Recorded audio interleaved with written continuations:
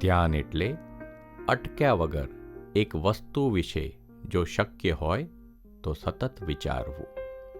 તે પૂર્ણ વિચાર છે. આ પૂર્ણ વિચાર શું છે? ધ્યાનનો ખ્યાલ પૂર્ણ વિચાર હોવાથી તેને કૂવો ખોદવાની પ્રક્રિયા સાથે સરખાવી શકાય.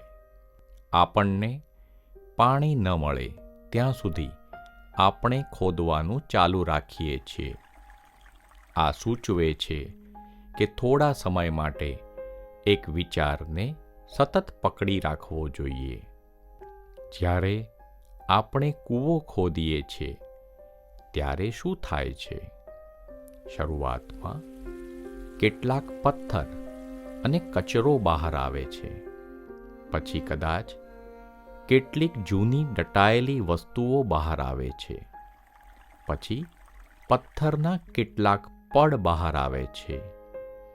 પછી રેતી આવે છે અને અંતે પાણી આવે છે. ધ્યાનની પ્રક્રિયામાં પણ આપણે જરૂરી વસ્તુઓ મેળવીએ તે પહેલાં ઘણી વસ્તુ સપાટી પર આવતી જોઈએ છે. આના માટે આપણને ધીરજની જરૂર છે.